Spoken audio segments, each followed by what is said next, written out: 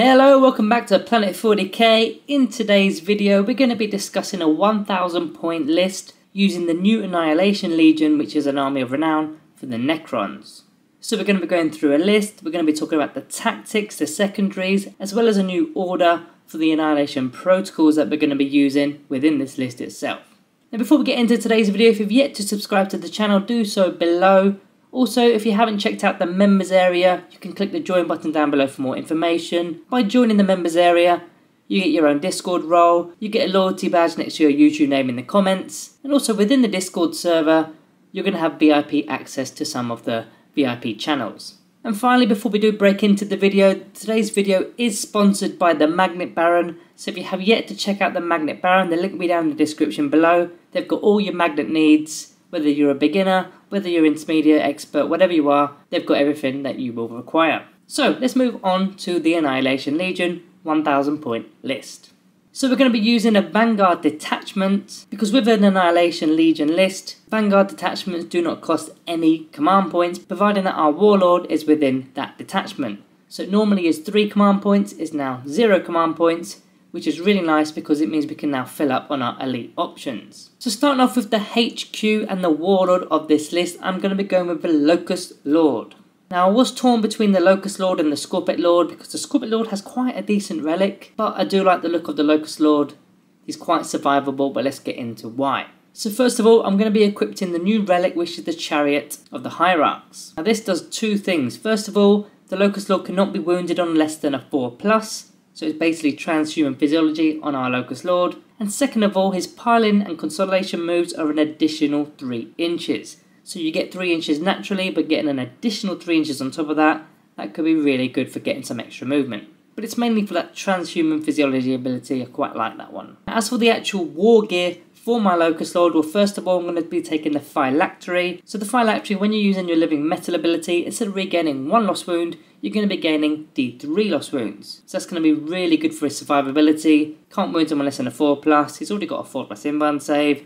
The Phylactery on top of that, that makes him really survivable. And as for his actual weapon, I'm going to be going with the War Scythe. A nice and easy strength 7 weapon, -4 AP with 2 damage. Now all in all, this HQ is going to be costing 105 points and also a command point for the relic, of course, because we do have to pay for relics. So yeah, that's my mandatory HQs all dealt with. I've got no more HQs, I've got no more characters in fact. So let's move on to the next battlefield role. In fact, it's not even the troops. I'm skipping the troops because there are no troops. We don't have warriors, we don't have immortals. So let's move on to the elites. So my first unit within the elite selection today is a 6-man Scorpion Destroyer unit. So of course 2 of them have got the Reap Blades, 4 of them have got the Hyperphase Threshers. They're a real badass melee unit. Once they get hold of something in combat, they pretty much remove it. Whether it's a unit of Plague Marines, whether it's a Chaos Knight, they know how to get the job done. So I'm going with 6 of those. Of course they're re-rolling ones to hit and all that jazz. There will be further buffs, which we'll talk about later in this video in the tactics section, but they are the first unit within the elites. And of course they're going to cost us 180 points. Now as for my second elite unit, I've got another Scorpion Destroyer unit. This time it's a 5-man unit because of points. So I'm going to be losing one of those Reap Blade models, but I've still got the 5 men, which is 150 points, but still a nice decent threat for my opponents to deal with. Then I come to the last 2 units within the elite selections, and I've gone with 2 units of Canoptic Plasmacytes. Now I know I can use them as free battlefield roles because I've got destroy units, so I've put them in the elite selection so that I can fulfill my mandatory elite slots for the Vanguard detachment. And because they are not destroy cult units, they get to keep their dynasty code. That's going to be really important. We'll talk about that in the tactics section of this video. So these guys are of course 15 points per model, so that's 30 points for 2 of them. That's my 4 elite selections. Let's move on to the fast attack. So for the fast attack, I've got 2 identical units of Ophidian Destroyers and they're 3-man units. Now I wanted to take flayed ones, but I didn't have enough points, and flayed ones are only really useful now when they're in units of 10 to gain that objective secured. So unfortunately I couldn't really fit them in, and I wanted to have some Ophidian units within this list, so I've got 2 units of 3. Now both of these have got the option of deep striking in, and they're going to gain all the bonuses from the Cult of Annihilation ability, which we'll go over in a bit. Now both of these units are 90 points each, so that's going to be 180 points for the 2 units. So then we come on to the heavy support selections, and I've got 2 units here. So the first unit is probably the most important unit within this list, and it's the Locust Destroyers. Not the Locust Heavy Destroyers, the Locust Destroyers. I've also thrown in a heavy version in there as well, because you can do that for 45 points. And the heavy one doesn't actually have the Ghost Destructor. I'm going with the Emetic Exterminator, which is the anti-infantry weapon. I'll explain why in a bit. That's the first unit. The second unit is a 3-man Locust Heavy Destroyer unit, of course. I never leave home without them. They've all got the Ghost Destructors. So that does top off my list, and that should work out at exactly 1,000 points. Now, tactics-wise, what are we doing with tactics? First of all, we need to talk about the Dynasty Code. All units within this list must be belonging to the same dynasty. So you can kind of take your pick here. You can either go with the Nihilak Dynasty or Eternal Conquerors from the custom codes. I'm just going to go with the Nihilak Dynasty here just to keep it simple. But this is only going to apply to the Canoptic Plasmacyte. So they're going to have objectives secured, which is actually going to be really useful for them. First of all, they've got an ability where they can't actually be targeted unless they're the closest eligible model. So if they're hidden within a unit of destroyers, whether it's Squabit Destroyers, whether it's the Locust Destroyers, they cannot be targeted if they're in and amongst those destroyer units. Now with objectives secured, of course they're going to be holding on to your objectives, and they're not going to be reachable if you've surrounded them well enough. Now alternatively, you can actually bring them in with the Ophidian Destroyers, because they've also got the Deep Strike ability, otherwise known as the Dimensional Translocation ability, so you can be bringing them in with the Ophidian Destroyers. Now when we do lose a Canoptic Plasmacyte, for 1 command point we can actually bring one of those models back, which is a stratagem for 1 command point called the Canoptic Reinforcement, and you bring it back and put it within 3 inches of a destroyer cult unit. That's going to be really key, especially with objectives secured on those things. Now as for the Locust Destroyers, I said they were the most important unit within this list, and I'm now going to explain why. Now the main ability for the Annihilation Legion is the Cult of Annihilation. When an enemy unit is not at starting strength, our destroyer units are going to +1 to their hit roll, so they're effectively hitting on a 2+, and they're re-rolling 1s. And also if they're below half strength, you get to do the same thing with the wound rolls. You +1 to the wound rolls. You're not re-rolling 1s this time unless you're near the Locust Lord within the list. But this is why the Locust Destroyers are quite important. What they're going to be doing is they're going to be split firing onto different individual units that your opponent has. What they're looking to be doing is removing 1 single model. Once they've done that, they've done their job. Because as soon as another destroyer unit goes in for a charge, say for example your Squabit Destroyers, maybe it's your Ophidian Destroyers, now all of a sudden they're hitting on 2s, re-rolling 1s, all because of that 1 single model that they've lost within the units. More importantly, why I've taken the Locust Heavy Destroyer with the Exterminator weapon, because I don't really want to be using Gauss Cannons on those units that are low toughness, low armor save and only 1 wound per model. I think the Gauss Cannon is a little bit overkill. Maybe if you're going up against a massive Orc blob, the Exterminator is much better equipped to be taking out quite a few of them. Maybe they'll even go below half strength as well. So that's the role for the Locust Destroyers, as well as that 1 single Locust Heavy Destroyer that's within that unit. Now as for the 3 Locust Heavy Destroyers with the Ghost Destructors, they're doing the standard role that you would do in a normal game with a normal list. They're anti-tank, so they're going for the biggest and baddest monsters and vehicles, 3d3 damage every time one of those goes through, hitting on 3s, re-rolling 1s, not likely hitting on 2s, re-rolling 1s, because you're going up against units that have got a single model.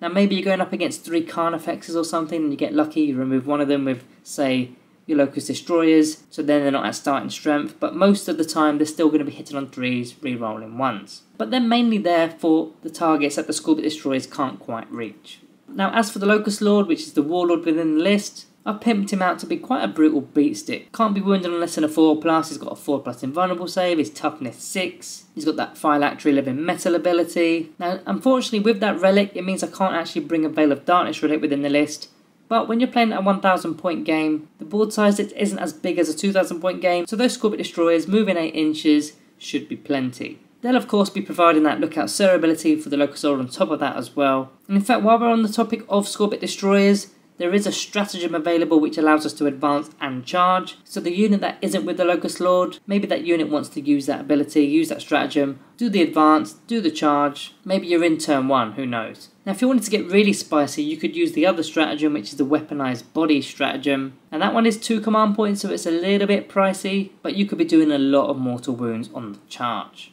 Maybe you don't need it, maybe you do. If you're going up against something big, yeah, I definitely use it just for giggles. And last but not least, those 2 Ophidian units, they're pretty much there for mind games. Your opponent is not going to know where they're going to come up. Turn 2, turn 3. Are they going to go for an objective? Are they going to go after their units? They're a lot more flexible because they've got that tunneling in ability, so they're going to be appearing anywhere on the battlefield.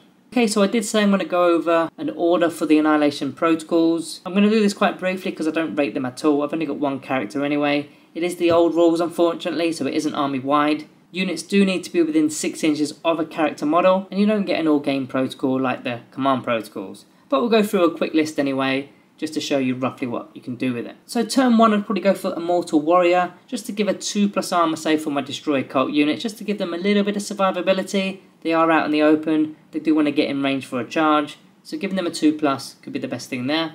Second turn, Perfect Destruction.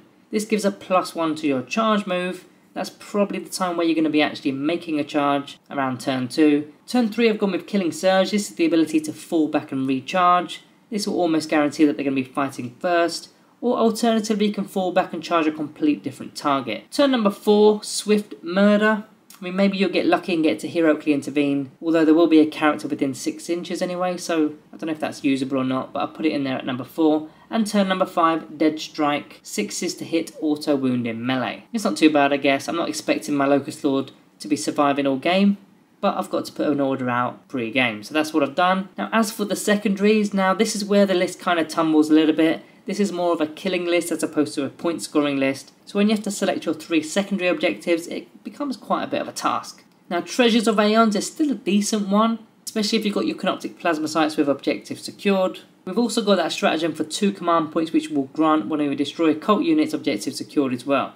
So you can be stealing some points, even if you're making a charge move, yeah, you can be stealing some points within your own turn. As for my second one, I'm going to stick with Purge the Vermin. I always take Purge the Vermin, it works pretty much on any game level. You don't have to put too much thought into it, because it's your opponent that has to deny you the points. But if you see a lone unit within a quarter, you might as well target it, get it out the quarter, and it's going to score you some more points, isn't it? So that kind of relates to killing in a way. But as for the third one, I don't really want to touch anything involving actions, because we've got an elite list here. We don't want to be spending our time doing actions, foregoing our shooting, foregoing our charge moves. It's going to completely take away the effectiveness of our unit. And also on top of that, the Canoptic Plasma Sites cannot do actions. So those secondaries with actions are kind of out the window there. So you're either going to be selecting one of the anti-psyker ones, maybe Assassination, or maybe Bring It Down. It kind of depends who you're going up against. Most of your opponents will fit into one of those 3 categories, which will then give you your 3rd secondary objective. If the unfortunate case comes where none of those secondary objectives are going to be valuable going up against a certain opponent, then you've got to fall back on one of those action secondaries, whether it's Raise the Banners, whether it's Ancient Machineries. It is a huge gamble, it's not ideal, but yeah, that's all you've kind of got there. So guys, that's my 1000 point Annihilation Legion list. Let me know yours down below in the comments. Also, if you haven't already subscribed, do that as well. Other than that, all that's left to say is thank you all for watching. I'll see you next time.